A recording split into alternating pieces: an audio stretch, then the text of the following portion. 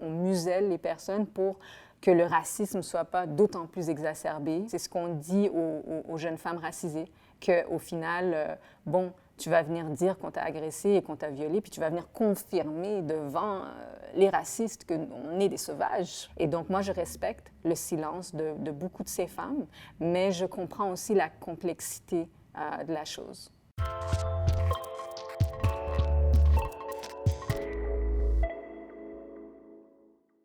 Au début du mois de mai, le service de police de la Ville de Montréal a sollicité l'aide du public pour identifier les membres d'un groupe composé de milliers de personnes qui ont relayé des photos intimes de jeunes filles d'ici sans leur consentement. Tout ça s'est passé sur Telegram, qui est une application russe qui permet de jaser en ligne, mais aussi d'échanger des fichiers en préservant l'anonymat des personnes. Personnellement, j'ai vu des captures d'écran relatives à cette affaire circuler sur Instagram et ce qui m'a frappé, c'est qu'il y avait beaucoup de jeunes femmes racisées du côté des victimes et évidemment des dénonciatrices. Et du côté des gars impliqués, bien, ça semblait aussi provenir des communautés culturelles, un élément qui n'a pas vraiment été rapporté jusqu'à présent. Et comme femme noire, bien, je me suis demandé comment ça se fait que ça circule pas plus comme information. Peut-être parce que les femmes racisées sont confrontées à des enjeux spécifiques lorsqu'il est question des violences genrées. Lesquels? Bien, on en parle aujourd'hui avec Idil Khalif, qui est sociologue et organisatrice en milieu communautaire. J'en parle aussi avec Ania Nousri, qui est écrivaine. Dans le cadre de son travail, Ania Nousri s'intéresse à la sexualité des femmes maghrébines, en particulier sur la déconstruction du culte de la virginité. Et c'est d'ailleurs pour ça qu'Ania ne veut pas dévoiler sa véritable identité. D'ailleurs, Ania Nousri, c'est un nom d'emprunt, c'est un nom de plume. Donc, mesdames, merci à toutes les deux d'être là avec moi aujourd'hui. Vous avez toutes les deux été mises au parfum de cette affaire concernant le partage de photos intimes sans consentement. Je suis curieuse de savoir, est-ce que ça vous a sauté aux yeux comme moi de voir autant de personnes racisées impliquées dans toute cette affaire-là? Bien, en fait, pour ma part, ça ne m'a pas choquée dans la mesure où j'ai conscience que le partage de photos intimes, c'est quelque chose de plus en plus courant. Et c'est les plateformes, en fait, qui changent, mais c'est vraiment un fléau. J'ai conscience qu'il y a un sexisme latent au Québec, puis ça touche justement la sexualité des femmes. Je me suis vraiment sentie blessée de voir que c'était des hommes racisés qui s'attaquaient à des femmes racisées. Puis, je veux mettre aussi de l'avant que ce n'est pas que les femmes racisées, évidemment, qui ont été victimes de ce groupe sur Telegram, mais c'est plutôt de montrer c'est quoi les enjeux, en fait, quand une femme racisée est impliquée dans ce type de situation? Ça a surtout confirmé ce que les études sociologiques disent sur le harcèlement, les agressions, que souvent, ce sont les personnes, surtout les hommes, les plus proches des femmes qui sont capables de les harceler, de les agresser et possiblement de les violer. Il y a du sexisme dans nos communautés et il y a un contrôle.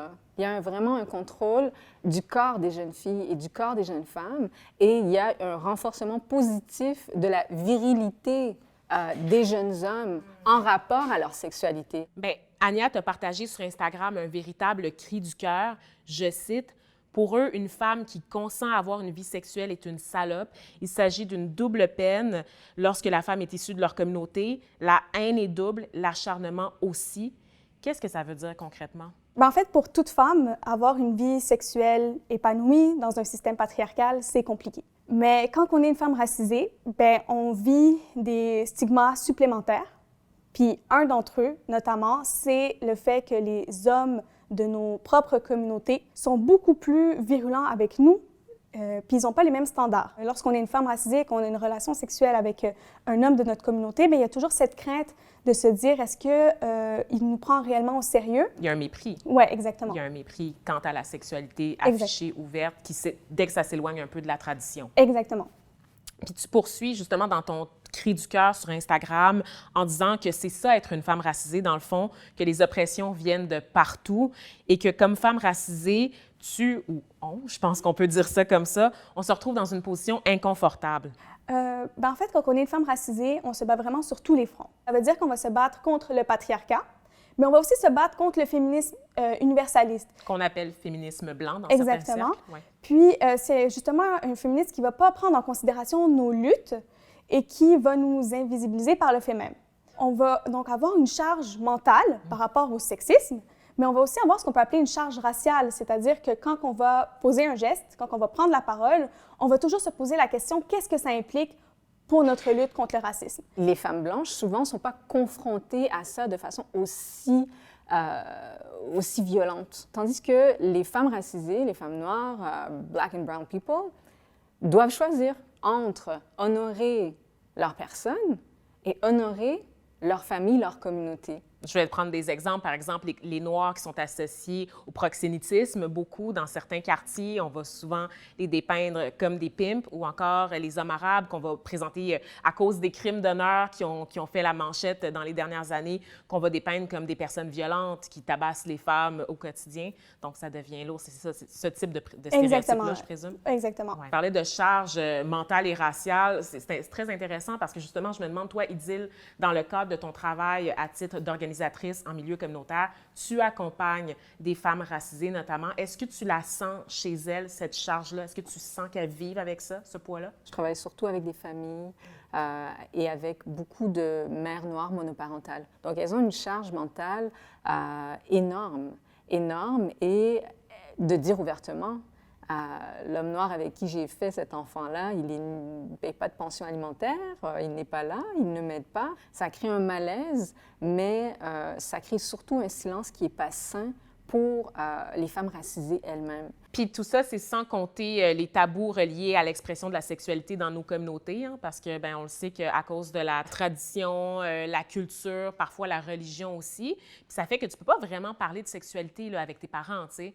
sais. Donc, quand tu as des photos intimes de toi qui circulent comme ça sur les réseaux sociaux, bien, tu ne peux pas vraiment te tourner vers eux pour avoir une conversation, pour aller chercher de l'appui. Chez certaines communautés culturelles, on comprend vraiment très tôt qu'on ne peut pas parler de sexualité et on comprend alors, par conséquence, qu'on ne peut pas s'y adonner. Cette prise de contrôle est véhiculée par le culte de la virginité. Puis pour justement assurer cette chasteté, la sexualité va être associée à la honte. Ce que ça implique, c'est que lorsque l'éducation sexuelle puis les questions liées au consentement sont bancales, bien, ça alimente la culture du viol. C'est-à-dire que si on apprend que c'est la faute de la femme et que c'est elle qui devait faire attention et elle n'avait pas envoyé des photos intimes, etc., et de ne pas justement mettre le blâme sur l'agresseur, c'est-à-dire celui qui divulgue des photos intimes, et qui ne comprend pas cette notion de consentement de « je t'ai envoyé une photo, donc c'est entre toi et moi, je t'ai donné mon accord, mais je ne t'ai pas donné mon accord pour que ça soit entre toi, moi et tes amis », bien, ça fait en sorte que ça exacerbe la chose. Je sais en tout cas que c'est vrai pour beaucoup d'enfants issus de deuxième génération. Moi, à la maison, on ne parlait pas de sexe. J'ai appris à faire des bébés à l'école, puis il n'était pas question que j'en discute à la maison avec mes parents. Là. Moi, je sais qu'une fois, j'ai fait la lessive, j'ai trouvé un préservatif dans la poche de mon petit frère. Je suis allée voir ma mère, j'ai dit « Regarde ce que j'ai trouvé ». Et puis ma mère a une réaction très calme, puis elle a dit « Mais au moins, il se protège ». Moi, en tant que seule fille dans cette famille, j'ai ramené un préservatif à la maison qui m'a été donné par une infirmière qui nous a donné un atelier sur la santé sexuelle. Donc, j'ai pris le préservatif à l'âge de 14 ans sans même réfléchir et je l'ai jeté sur ma table de nuit. Et ma mère a trouvé le préservatif dans ma chambre. Et c'était la fin du monde. Donc, je dis ça de façon drôle et ludique, mais en soi, lorsqu'on y repense, la honte est rattachée à une femme qui possiblement, ou une jeune fille, ou une adolescente, ou peu importe, a possiblement des rapports sexuels dans nos communautés. Dans les grands mouvements de dénonciation qu'on a eu au Québec depuis 2015, que ce soit Agressé, jamais dénoncé, Moi aussi, la deuxième vague de Moi aussi durant l'été dernier, on n'a pas beaucoup vu de femmes racisées au devant de la scène. Jusqu'à présent, la place est beaucoup occupée par les femmes blanches. Et rajoute à ça une couverture médiatique qui est assez timide. Qu'est-ce que ça reflète tout ça, Idil? Les femmes noires, dans leurs conditions, les femmes racialisées aussi de façon générale, c'est pas juste leur réalité qui sont effacées, mais c'est tout ce qu'elles créent souvent qui est effacé ou coopté par des mouvements blancs. Est-ce que vous n'avez pas l'impression, toutes les deux, que cette invisibilisation, justement, des femmes racisées, ça se traduit aussi forcément pour des raisons démographiques par une invisibilisation des hommes racisés qui sont interpellés dans le cadre des violences genrées? Il n'y en a pas beaucoup. On a vu beaucoup des hommes blancs passer au bat, mais pas beaucoup d'hommes racisés, ce qui fait en sorte peut-être qu'ils se sentent moins interpellés. Je pense qu'il y a des hommes qui se posent des questions. Je pense que si je veux être honnête avec moi-même puis avec ce qui se passe dans la société, je pense qu'il y a beaucoup d'hommes, racisés notamment, qui se posent des questions, mais qui finalement il faut le dire aussi, contribue à renforcer le sexisme.